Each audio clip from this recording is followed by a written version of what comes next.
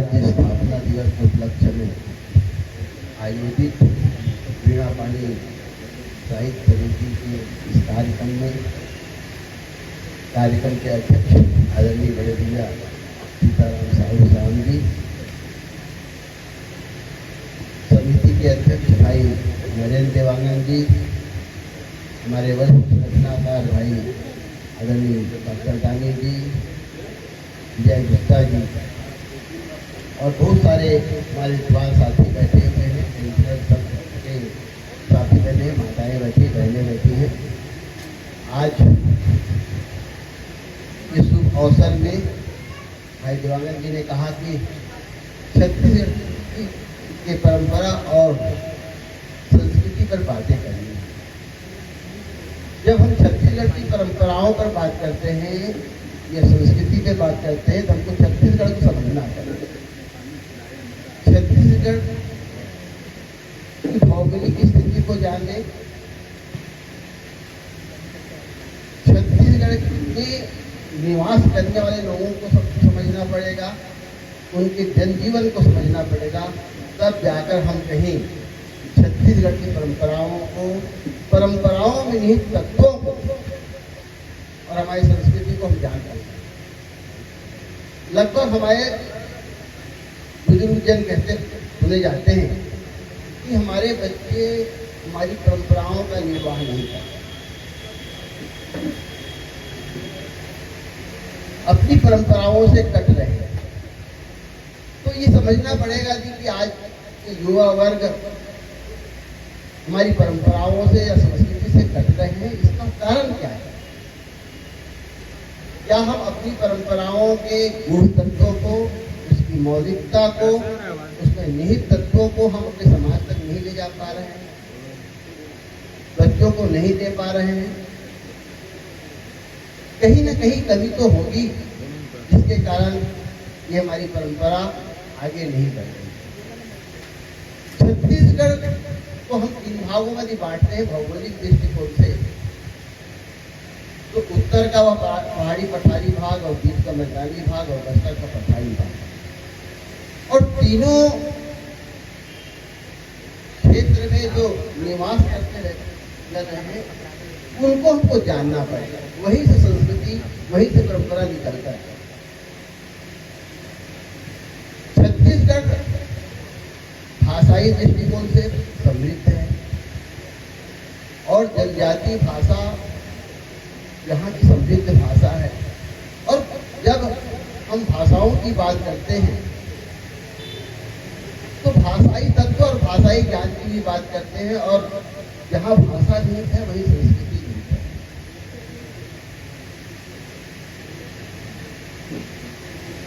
जब हम छत्तीसगढ़ को केवल भौगोलिक दृष्टिकोण से नहीं देखा जाता। बोलना भाई, माइक को चेंज करो हमको।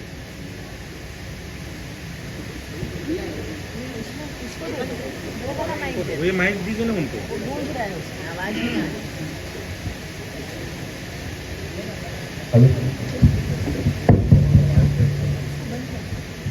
छत्तीसगढ़ की भौगोलिक क्षेत्रफल नहीं है। वास्तव में जब छत्तीसगढ़ हम कहते हैं तो उसको हमको सांस्कृतिक रूप में जानना पड़ेगा। सांस्कृतिक भूमि है। यहाँ की संस्कृति में द्रविड़ सभ्यता का भी चिन्ह मिलता है और आर्य सभ्यता का भी चिन्ह मिलता है। द्रविड़ संस्कृति और आर्य संस्कृति के मिश्रण के बाद एक नए स्वरूप में छत्तीसगढ़ की संस्कृति को हम देख सकते हैं। और इससे हटकर जब हम पर्वों परंपराओं की बात करते हैं तो हमारी संपूर्ण छत्तीसगढ़ के संपूर्ण पर्व और परंपरा में कृषि परंपरा निहित है। हमारी संस्कृति, हमारी परंपराएं, हमारे तीज त्योहार का मूल आधार कृषि है। क्योंकि अभी दिवाली का पर्व हमारा आया, हम सब खुशी खुशी दिवाली का पर्व मनाएं। दिवाली के पर्व में ही अब हम छत्तीसगढ़ की संस्कृति को देखें। हम सब जानते हैं इसका पौराणिक संदर्भ है, परंतु इसके अंतर्गत कृषि संपदा है, इसका भी महत्व है। एक सामान्य उदाहरण लेता हूं, हम गोवर्धन पूजा करते हैं। छत्तीसगढ़ की दिवाली वो दिवाली नहीं जो हम फटाखा फोड़कर मना लेते हैं, पूजा पाठ करते हैं। छत्तीसगढ़ की दिवाली तो गोवर्धन पूजा, गौओं को पूजा और हर घर में पूजा। केवल एक अंतिम में तो हम जाके सहाड़ा देव के पास या किसी देव के पास हम गोवर्धन पूजा करते हैं, तो घर घर में पूजा करते हैं। और जब घर घर में जो गोवर्धन बनाते हैं, उस गोवर्धन को देखिएगा, गोवर्धन किससे बनाते हैं? गोबर से बनाते हैं। अब गोवर्धन जब बनाते हैं तो उसमें दो डोंगी बनाते हैं, और एक डोंगी में हम जल तत्व रखते हैं, एक डोंगी में हम दूध रखते हैं। और गोवर्धन को सजाते हैं तो सजाने का संदर्भ भी देखिए, धान के बालियों से सजाते हैं, मेमरी से सजाते हैं और सिलियारी सजाते हैं। तो हम धान क्यों लगाते हैं और मेमरी और सिलियारी लगाने का संदर्भ क्या है, इसको भी समझना पड़ेगा। छत्तीसगढ़ धान का कटोरा, धान हमारी प्रमुख फसल है, और सिलियारी और मेमरी वन संपदा है। तो इस प्रकार हम गोवर्धन बना के वन परंपरा को का सम्मान करते हैं और धान्य परंपरा का भी सम्मान करते हैं। दूध और पानी सिर्फ डालना, इसका बड़ा महत्व है। दाहिने डोंगी में हम दूध डालते हैं और बाएं डोंगी में हम जल डालते हैं। तो इसमें निहित तत्व को जब तक हम नहीं समझेंगे, हमारे बच्चों तक इसे नहीं पहुंचाएंगे, तब तक हम संभव नहीं कि हमारी परंपराओं को हम आगे बढ़ा सकें। मैं 2-4 पर्वों की बात करूंगा। छत्तीसगढ़ के संपूर्ण पर्वों पे बात करूं तो बहुत लंबा समय लगेगा। छत्तीसगढ़ की परंपरा में, संस्कृति में एक बहुत बढ़िया तत्व है। सब परंपराओं में बड़े छोटों का आशीर्वाद देते हैं, और इसी दिवाली में छोटे हैं वो अपने मालिक को आशीर्वाद देते हैं। राउत जब दोहा पाता है तो कहता है, जैसे जैसे लेबे देवे दाऊ तैसे देवो आशीष, और अन्न धन तो धन भरे और जियो लाभ भरे। शायद भारत के किसी प्रांत में भी ये ऊंचाई हम नहीं देख पाएंगे जो हम छत्तीसगढ़ की संस्कृति में देखते हैं। और हाथा देने आते हैं वही यादव समाज की महिलाएं। हाथा देना, जब हम घर बनाते हैं तो बहनों और बेटियों को बुलाते हैं हाथा देने। ये हाथा देना क्या है? केवल ठप्पा मारना है क्या? हाथा देने का मतलब होता है संबल देना, हाथ लगाना। जब हम किसी को आगे बढ़ाते हैं तो हम अपना हाथ लगाते हैं। और बेटियां और बहनें हाथा देती हैं, उसका मतलब होता है कि भाई, इस पिता के संपत्ति में मेरा भी हिस्सा था, मैंने संपूर्ण संपत्ति को आपके लिए छोड़कर गई हूं, और ये मेरा हाथ, मेरा हिस्सा नहीं होता तो ये रचना आप नहीं कर पाते। ये है हाथा देने का मतलब। और इसी प्रकार हमारे समाज के लोग आते हैं, यादव समाज के लोग आते हैं और हाथा देते हैं, उसका मतलब होता है अभी तो कृषि परंपरा का एक बहुत बड़ा ह्रास हो रहा है कि गो तत्व बाहर हो गए हमारी कृषि परंपरा। कितना सुंदर समन्वय था, हर घर में गाय पालते थे, गाय हमें दूध देती थी, बछड़ा भी देती थी, बछड़ा बैल बनता था और हम कृषि कार्य करते थे। गाय हम अपनी पीढ़ी को आगे बढ़ाती थी, और वो गाय क्या खाती थी? वही भूसा, वही पैरा। तो किसान को कोई अतिरिक्त भार नहीं पड़ता था गोपालन के लिए। आज गाय गरु हो गया। तो किसी परंपरा में ये निहित तत्वों को जानना और समझना पड़ेगा, हमारी संस्कृति को। और ये यादव नहीं होते, ये यादव समाज के लिए लोग होते तो हमारे जानवर को कौन संभालता?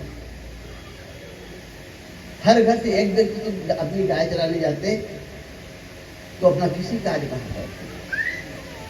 तो वो हाथा इसलिए देने आते हैं कि हम हैं आपके साथ। तो ऐसे बहुत हाथा के बहुत सारे तत्व हैं। मैं हर मंच में बोलता हूं और यहां तक राष्ट्रीय और अंतर्राष्ट्रीय मंचों में भी इस बात को मैंने कहा, छत्तीसगढ़ की संस्कृति को समझना है तो यहाँ के हरेली के त्योहार को जानना। हरेली का त्योहार हमारा कृषि परंपरा का बहुत बड़ा महत्व है। आप देखेंगे धन्यवाद, जब कोई हमारे ऊपर उपकार करते हैं तो हम धन्यवाद बोलते हैं।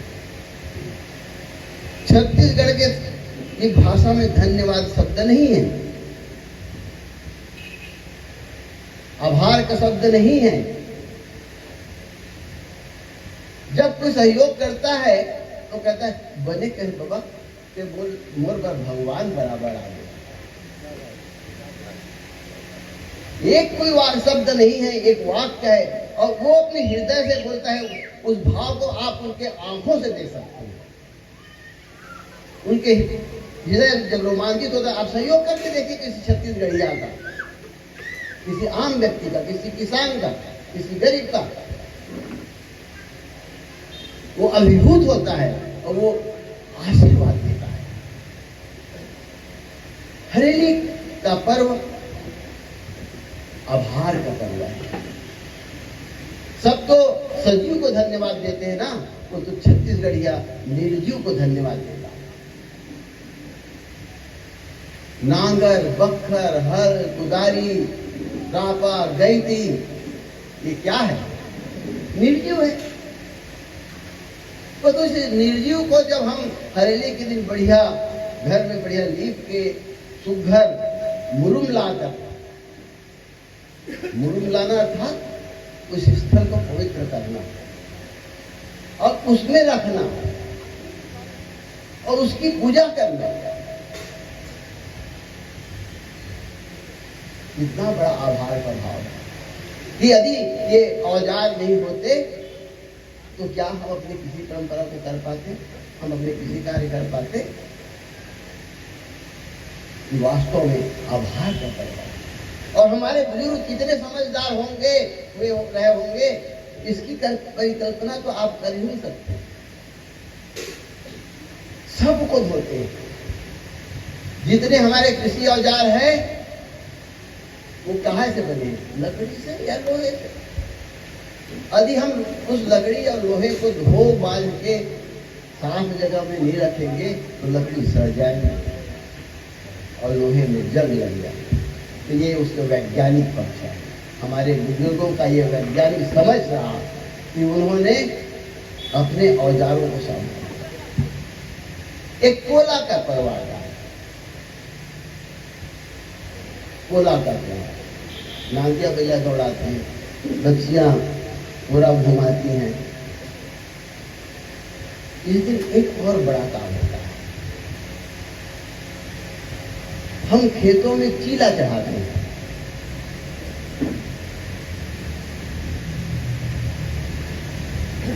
चीला क्यों चढ़ाते हैं खेतों में जाकर? किसी ने गुना, किसी ने इसके बारे में सोचा? यदि वर्षा ठीक समय में हुई तो कोला के आते आते हमारे धान में पोटली आ जाते हैं, अर्थात गर्भ धारण करते हैं। इसलिए पोला के त्योहार को गर्भही त्योहार भी कहते हैं।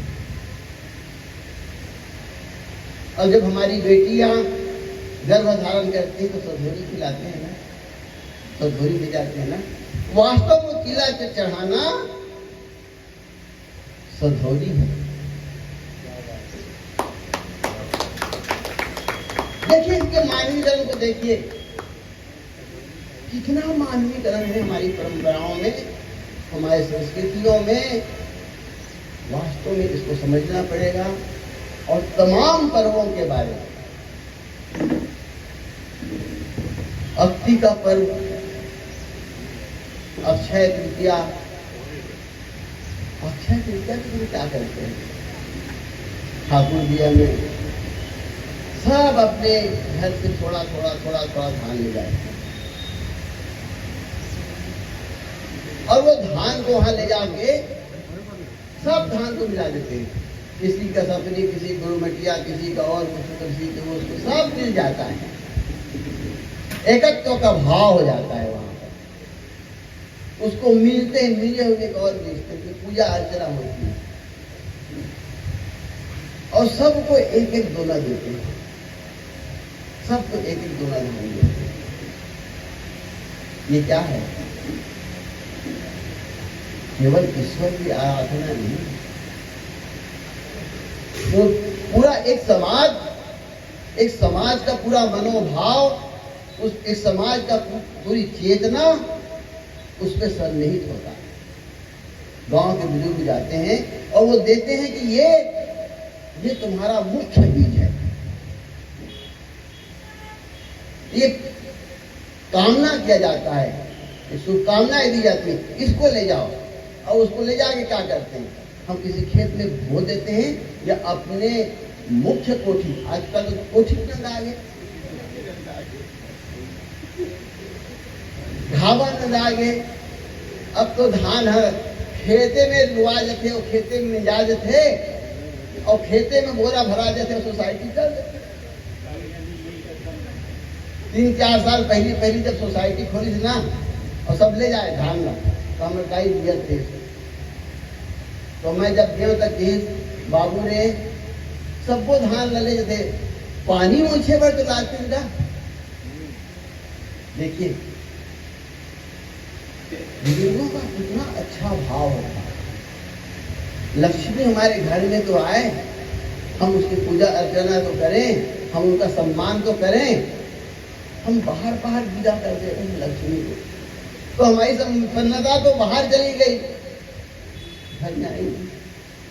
पानी ओछना, छत्तीसगढ़ के परंपरा में पानी ओछने की बहुत महत्व।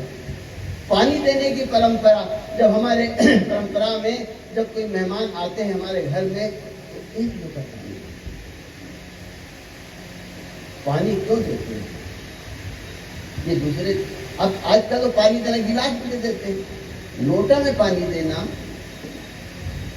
पैर धोने के लिए पानी देना, ये परंपरा आई है नचिकेता की कथा से। आप लोग सब पढ़े होंगे। जब नचिकेता को उसके पिता ने कह दिया कि जा तुमको मृत्यु को मैं देता हूं। जब उसके पिता राजा थे, यज्ञ कराया, सब ब्राह्मणों को बूढ़ी गाय दे रहे थे। उनके मन में पीड़ा हुई कि पिताजी ये बूढ़ी गाय क्यों दान कर रहे हैं? चुप रहा राजा। जब 2-3 बार कहा तो उन्होंने कहा कि मैं भी तो तुम्हारी संपत्ति हूं, मुझे भी दे दो। तो नचिकेता के पिता ने क्रोधवश कह दिया, जा तुमको मैं मृत्यु को देता हूं। चला गया नचिकेता मृत्यु के द्वार। महाराज यमराज थे नहीं वहां, उसकी पत्नी थी। 3 दिनों के बाद जब आए, उन्होंने अपनी पत्नी से कहा कि बालक कौन है? तो मुझे नहीं मालूम, ये 3 दिनों से आपकी प्रतीक्षा कर रहा। तो महाराज मित्र ने कहा, अतिथि अग्नि के स्वरूप में आते हैं,